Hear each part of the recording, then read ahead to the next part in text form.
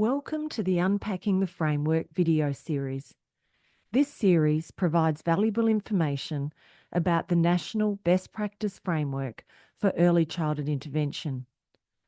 My name is Denise Luscombe, and this video introduction is being recorded on Whadjuk Noongar Budja.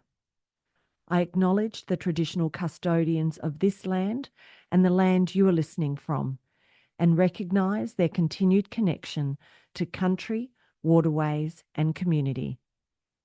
I would also like to pay my respects to their elders past and present. This video is one of a series that describes the evidence and practice information that underpins the principles of the National Best Practice Framework for Early Childhood Intervention.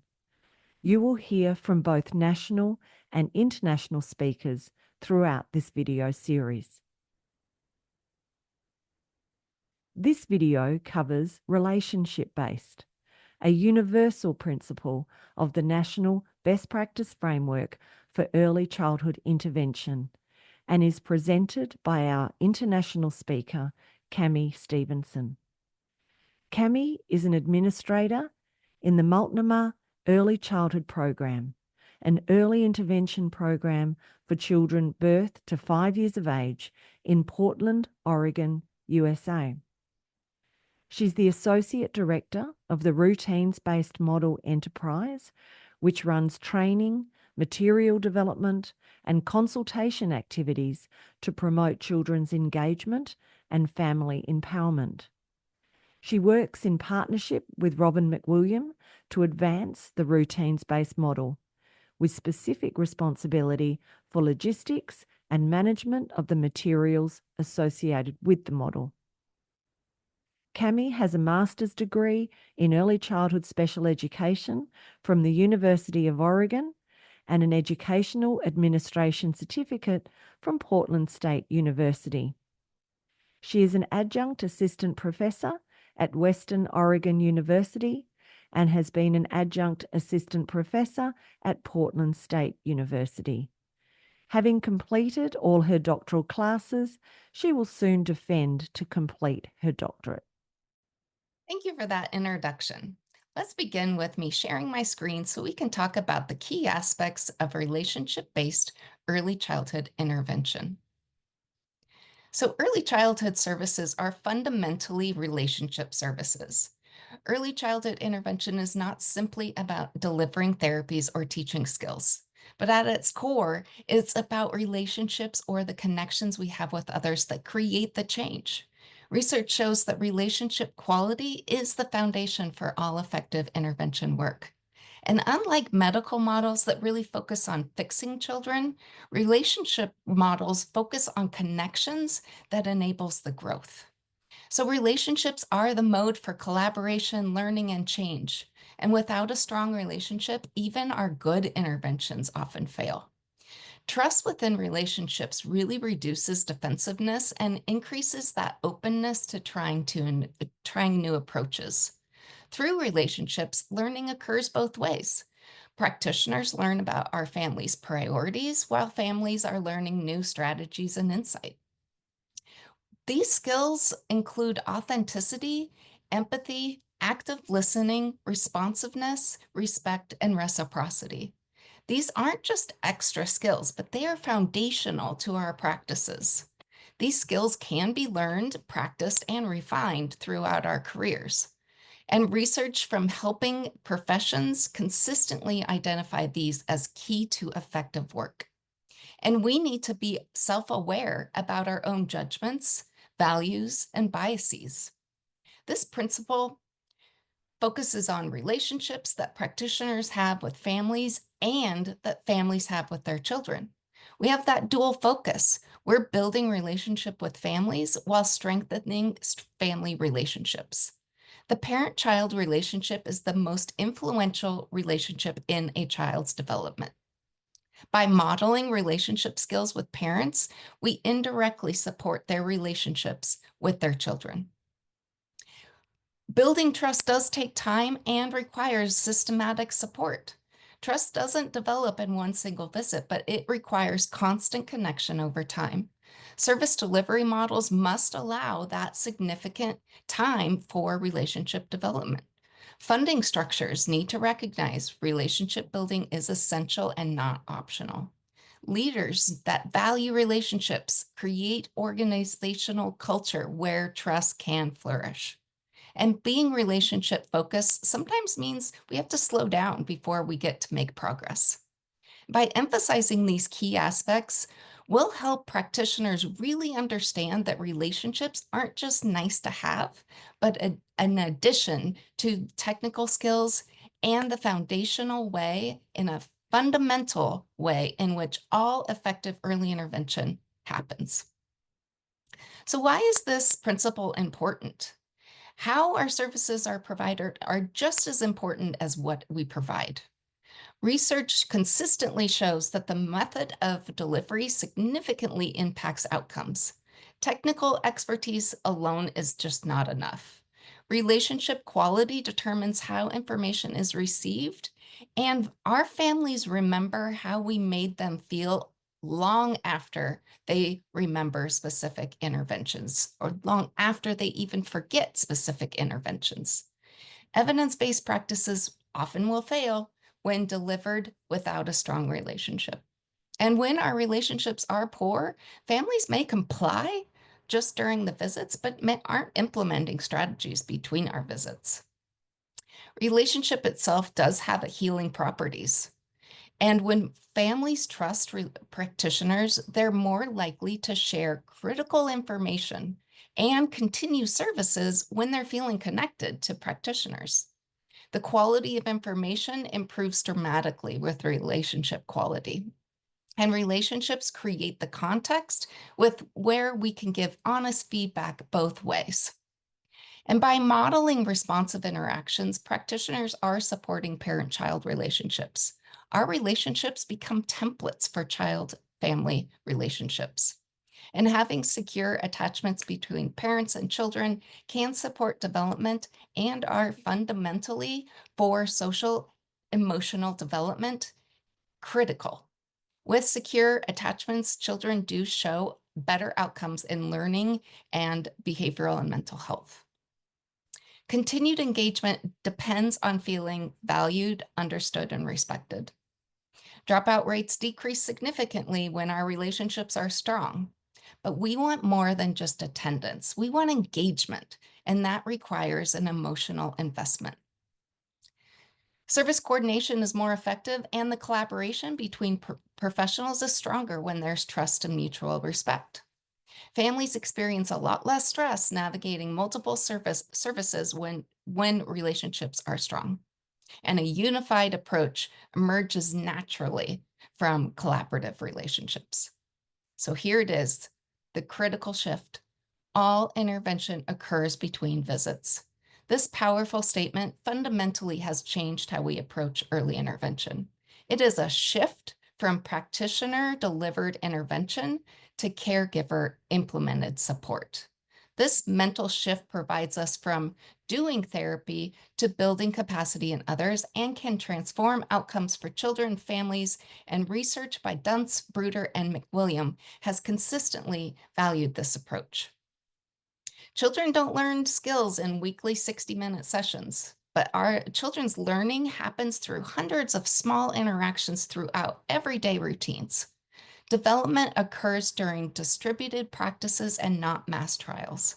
Children need these real-life practice opportunities, and the frequency of learning opportunities in natural contexts far exceeds what professionals can provide. And research shows that skills learned in context are more likely to be maintained and generalized.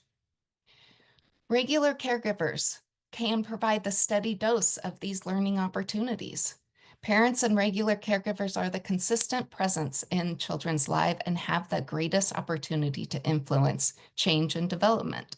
They're present during teachable moments that occur naturally throughout the day. And when caregivers are doing intervention strategies in everyday interactions and routines, children make more progress. So our primary role should be to build family confidence and competence. And each visit should enhance the family's ability to support their child between their visits. Effective practices should include coaching, or what we call collaboration, modeling, joint problem solving, and some reflection. Success is measured by what happens when we're not there, not by what the child does during our visit. And we can help caregivers identify those natural opportunities that they have already existing in their natural routines. We are building capacity to ensure our impact continues long after our services end. And without strong relationships, caregivers are not going to be receptive to partnering. In trusting relationships, parents can have honest conversations about what is working and what isn't. And we understand as practitioners family priorities and can tailor our support accordingly. So years ago, home visits were described as a support base. These three types of support are emotional, material, and informational. Home visitors should be aware of their obligation to provide these three, but not necessarily at every visit. Let's look at each of them. The emotional support component of home visiting is directly linked to being responsive to families' concerns, priorities, and resources. To remember emotional support, let's think about 5 supportive behaviors seen in family-centered early intervention service providers. They are positive, saying nice, positive things about both the child and the adult. They're responsive to families, reading between the lines, yet not operating on too many assumptions. They're orientated to the whole family and not just to the child. And especially they're orientated to the primary caregiver's well-being. They're friendly to beyond just rapport, and they're sensitive. They are walking in the family's shoes. The next, for material support, we group them into 2 buckets, ensuring families have basic needs and ensuring that they have the necessary adaptive equipment for the child to be able to engage in their family and community routines. Home visitors cannot ignore basic needs, even when they're not service coordinators or social workers. We have to help the family find solutions if the family has problems with housing, safety, food, clothing, and so on. We should be able to use the family's ecology, especially informal network, but also their formal network. And this includes service coordinators, case managers, or whatever the person serving in that role is called. Adaptive equipment can include alternative and augmentative communication devices, adaptive furniture, adaptive technology. However, we do not want to abnormalize families with all of these different adaptations, but we also don't want children to go long without necessary equipment to function in their family and community routines. And as mentioned, a principle for our model is not to abnormalize families, which means we don't want to create situations where an intervention disrupts families' natural routines. For example, we would not recommend a family sit down to work on goals. First, the goals should be functional and occur in regular routines, not lessons or sessions. And second, intervention should be a strategy that the family can use while parenting, playing, or otherwise just going about their daily lives. So we could sum this up by saying early intervention should help families lead normal life as possible. So the 3 types of informational support is, there's often 4. They are typically asking about child development. So what other things are children at my child's age doing, or what might come next in development? They might want information about resources, and this could include information about different services, the child's disability, and interventions. So what to do with the child. This last one usually takes up a lot of the support that providers provide, so interventions that they can do with their child. So the core of early intervention visits, whether they're to the home or elsewhere, is support. And we can think of support in the terms of emotional, material, and informational. So judgmental attitudes become a self-fulfilling prophecy. When we judge families, they can sense it, even when we don't say it directly. Our nonverbal cues, tones, and subtle reactions to communication, or they do already communicate, are judgments. When families feel judged, they become defensive and less receptive. This defensiveness creates barriers to authentic communication, and over time, this just reinforces negative assumptions on both sides. When relationships deteriorate in a downward spiral of judgment and withdrawal, when we expect families to be difficult and uncooperative or unable to change, we unconsciously behave in ways that make these outcomes more likely. And when we approach families with genuine curiosity and openness, they often rise to our positive expectations. Being non-judgmental requires us to be ongoing, self-aware, and reflective. We all have biases based on our own background, values, and experiences.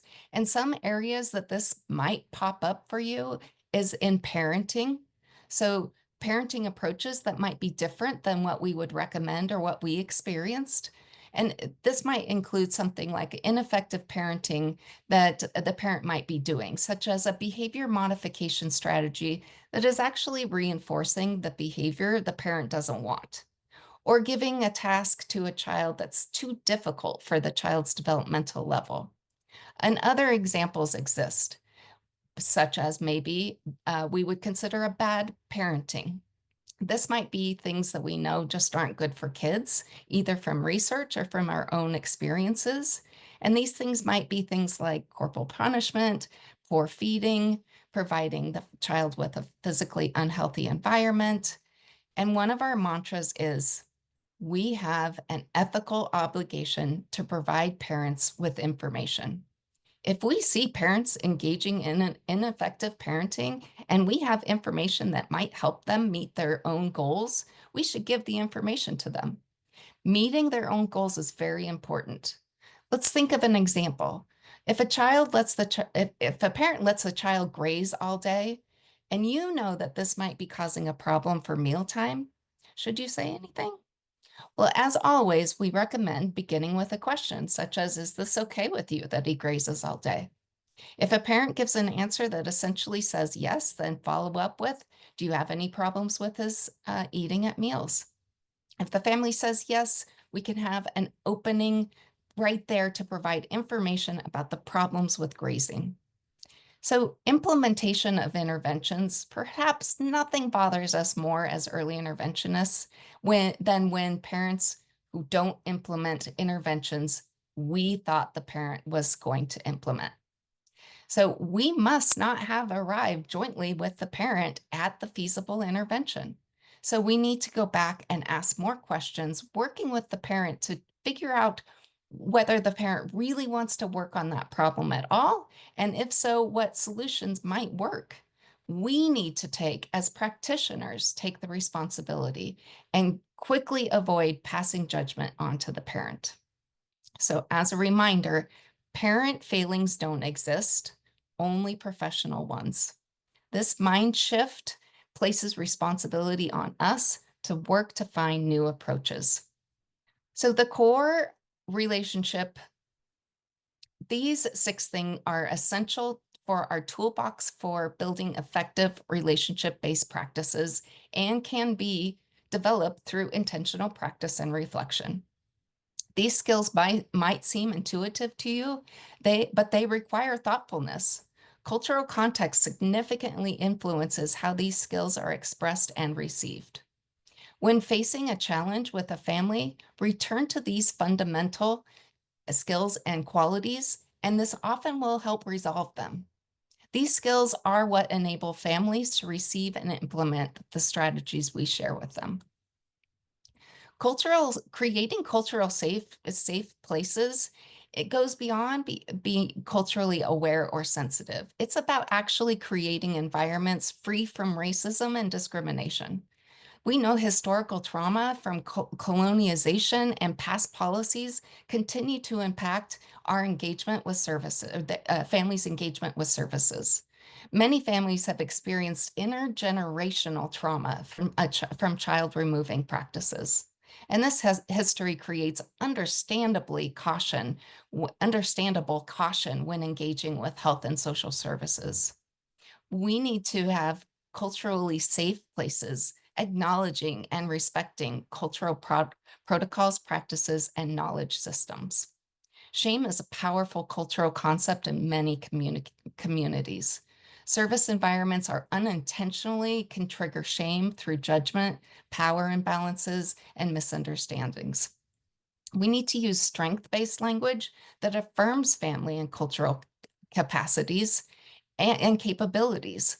Being conscious of our body awareness, body language, seat arrangement, environmental factors, this all includes comfort and helping families make sure that they feel the comfort. Patience and consistency are essential in building trust over time. Jargon-free language is really essential, and education, medical, and developmental terminology often will create barriers. So we want to check for understanding in a non-threatening way, as opposed to, do you understand? But also being aware that nodding or saying yes might just indicate politeness rather than agreement. We want to recognize concepts like disability might be understood differently in different cultural contexts. And empowerment means shifting the power from practitioners to families in meaningful ways. We should build on cultural strengths and community knowledge, providing genuine options, not just illusion of choice, and respecting when families choose approaches different than what we might recommend. Genuine empowerment requires practitioners to examine and relinquish their own power and privilege, and cultural safety is not an optional add-on, but a fundamental aspect of relationship-based practice that directly impacts engagement, trust, and outcomes for our families. So what does this look like? That relationship building is the work. It's not something we do before we get to the real work. Small talk isn't wasted. It's relationship investment. Using active listening goes beyond just hearing words, but it includes attending to tone, body language, and what is not said. Reflecting back with what you heard shows families that you're truly listening. Involved all family members present. This includes siblings, grandparents, extended families, all carers that influence the child's development. But being mindful of cultural norms around family decision-making. Being responsive to family cues about pacing. Adjust your pace to match the family's capacity in the moment. Read the room, realizing when families might need more time or they're ready to move forward. Understanding that relationship development follows different timelines with different families. What does this not look like in practice? Rushing through paperwork without any connection. Imposing our agenda versus the family's agenda.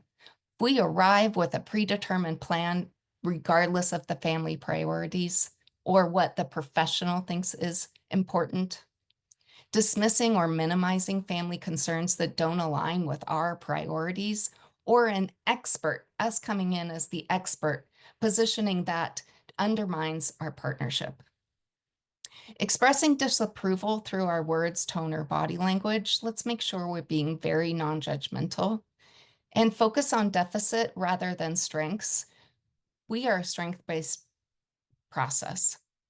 And creating an atmosphere where families feel like they have to defend their choices. These are all things that this does not look like in practice.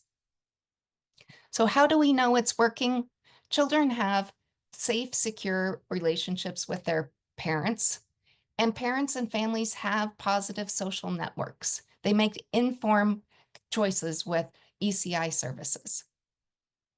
Parents and carers, practitioners recognize effective relationships. Both parties can feel when the professional family relationship is working. Parents feel respected, understood, and valued. Communication becomes open and honest over time, and parents become comfortable expressing concerns or disagreements. Families have positive social support networks, and the ECO-MAP becomes more robust over time with diverse formal and informal supports. Families make informed choices about ECI services and ask questions to seek clarification without hesitation.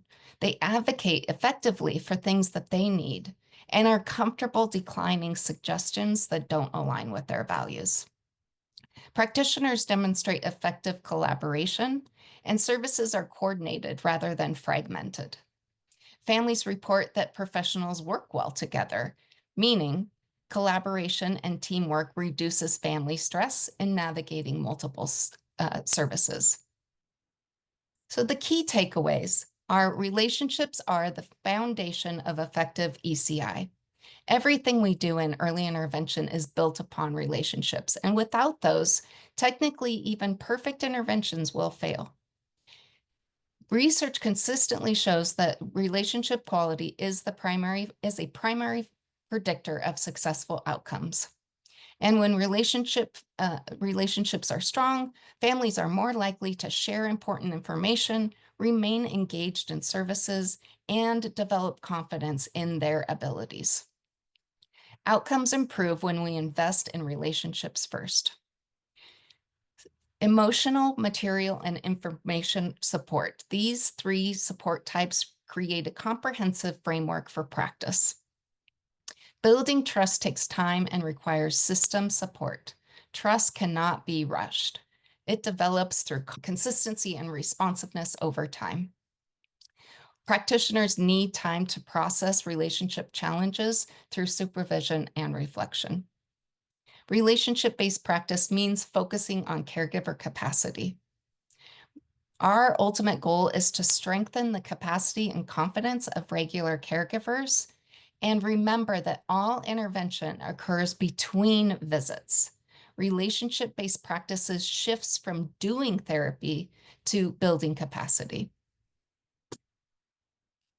So some key takeaways to really think about for your reflection. I invite you to examine your daily choices in working with carers. Consider what you might need to truly prioritize relationships. We want to think about the strategies that help you build trust with diverse families. And how might you maintain awareness of your own values and potential biases? What system in your workplace supports relationship-based practices? Thank you for your dedication to relationship-based practice in early intervention. Your commitment to building trusted connections with children and families creates the foundation for all meaningful change and development.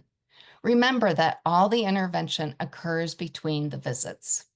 The real impact happens through the hundreds of small interactions caregivers have with children throughout their daily routines. Your most powerful role is not delivering therapy during visits, but in providing the emotional material and informational support that empowers families to create rich developmental opportunities in their daily lives. As you continue this important work, focus on building caregivers' capacity and confidence. Success isn't measured by what the child does during your visit, but what happens when we're not there. The relationships you nurture today will ripple outward and create long-lasting positive effects for children and families. When families trust you, they're more likely to share critical information and implement strategies between visits and continue services. Thank you for being relationship-focused practitioners who understand that connections, not just interventions, create meaningful change. I would like to end with including the following acknowledgement and thanks to Dr. Robin McWilliam, whose work in early intervention has transformed the field of practice. Dr. McWilliam's development of the routines-based model, all the intervention occurs between visits concept, and the PROF's framework for emotional support has changed how we understand and implement relationship-based early intervention. Thank you, Dr. McWilliam, for teaching us that relationships are not just nice to have, but are essential through which all meaningful early intervention happens. Your wisdom and guidance inspires us to continuously grow as relationship focused practitioners dedicated to improving outcomes for children and families. We hope you've enjoyed this video, part of the video series Unpacking the Framework for the National Best Practice Framework for Early Childhood Intervention. The review of best practice in early childhood intervention was commissioned by the Department of Social Services. Led by the University of Melbourne, the project team included PRECI, professionals and researchers in early childhood intervention, Murdoch Children's Research Institute, SNAKE, National Voice for Our Children, Children and Young People with Disability Australia, and ACD, Advocating for Children with Disability. Coordination and production of the video series was led by PRECI.